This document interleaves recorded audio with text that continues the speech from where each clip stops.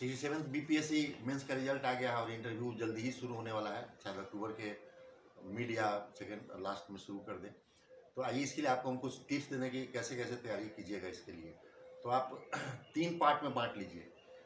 सबसे पहला पार्ट में कीजिए कि आपका जो ऑप्शनल है उस ऑप्शनल से वन लाइनर तैयार कर लीजिए 15-20, उससे ज़्यादा जो तैयार करने की जरूरत नहीं है, क्योंकि कभी कभी ऐसा होता है कि ऑप्शनल से कोई क्वेश्चन भी नहीं पूछा जा रहा है, तो इसको तैयार कर लीजिए।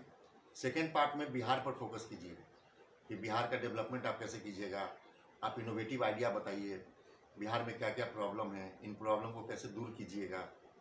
इन सारी चीज़ों पर एक बार तैयारी कर लीजिएगा। जो इनोवेशंस सबसे इम्पॉर्टेंट है कि आजकल इनोवेशन का ज़माना है और नवाचार से आपको क्वेश्चंस पूछा जा रहा है, क्योंकि आप एडमिनिस्ट्रेशन में जा रहे हैं। तो एडमिनिस्ट्रेशन में कैसे आप इनोवेटिव आइडिया लगाइएगा, आप जनता के बीच में क्या क्या नया नया विचार दीजिएगा ताकि आपके क्षेत्र के लोगों का तरक्की हो पाए। आप एडमिनिस्ट्रेटिव रिफॉर्म्स कैसे कीजिएगा, एडमिनिस्ट्रेशन में करप्शन है तो उस करप्शन को कैसे दूर कीजिएगा। आप अपने ऑफिस में किस तरह का सिस्टम मेंटेन कीजिएगा ताकि आपको करप्शन नहीं हो पाए। तो इस पर भी आपको फोकस करेगा। कभी कभी देखा गया है कि पूछा जाता है कि अब क्या आपको लगता है कि सिस्टम में करप्शन है, तो आप लोग सीधे कर देंगे नहीं करप्शन नहीं है। तो ऐसा तो नहीं है कि करप्शन नहीं है, करप्शन कहीं ना कहीं है। तो इस पर मिडिल पाथ अपनाइएगा कि नहीं ठीक है करप्शन है, लेकिन हम अपने व्यक्तिगत स्तर पर और इसको दूर करने का हम प्रयास करेंगे। कुछ लोगों के चलते पूरा सिस्टम बदनाम होता है, तो उन पर जीरो टॉलरेंस सरकार की नीति है और सरकार इस पर कार्रवाई कर रही है। तो इस तरह का आंसर मिडिल पाथ लेकर अपनाइएगा। एक्सट्रीमली किसी पॉइंट पर मत रहिएगा कि नहीं एकदम नहीं है। सेकेंड चीज़ कीजिएगा कि बोर्ड से उलझिएगा मत, इसलिए कि आपके सारे वहाँ जितने मेंबर्स होते हैं सारे बहुत पढ़े लिखे होते हैं, मतलब सब अपने अपने फील्ड के माहिर होते हैं। और जो नहीं आए स्ट्रेट सॉरी बोलिए, 10 सॉरी बोल के आप क्वालिफाई कर सकते हैं बनस्पत कि आप बोर्ड को गलत आंसर नहीं दीजिएगा। डेली का पेपर देखिएगा, बिहार का एक न्यूज़पेपर देखिए कि पेपर में क्या निकल रहा है नहीं निकल रहा है। और खासकर जब आपका इंटरव्यू का डेट निकल जाए उस समय से लेकर के जिस दिन तक आपका इंटरव्यू है उस समय तक का पेपर आप देखते रहिए। डीडी न्यूज़ सुन लीजिए, डीडी न्यूज़ से आपको बहुत सारा पॉइंट्स निकलेगा, इसको देखिएगा।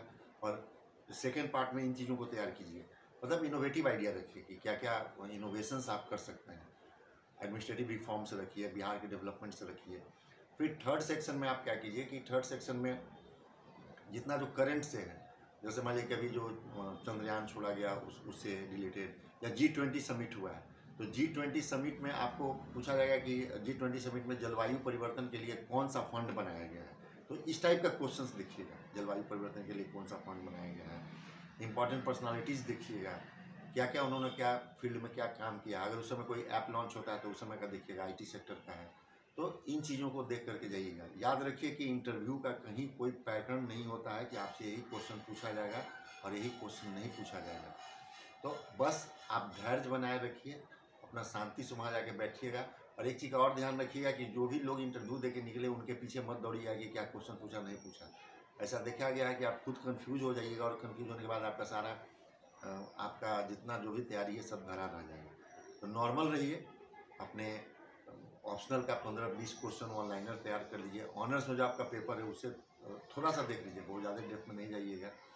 और आप जिस टॉपिक जो आपका ऑप्शनल है, यह ऑप्शनल आपको कैसे मदद करेगा एडमिनिस्ट्रेशन में, इसको देख लीजिएगा। बिहार से देखिएगा और करेंट पर ध्यान रखिएगा और डेली का न्यूज़पेपर पढ़िएगा। इतना अभी तैयारी कीजिए और इसके बाद फिर जब हम लोग जो डेट आ जाएगा उसके बाद फिर हम लोग आपको एक फिर सीरीज डालेंगे कि कौन कौन सा क्वेश्चंस आपको पूछा जा सकता है, उस पर हम लोग चर्चा करें। थैंक यू, धन्यवाद।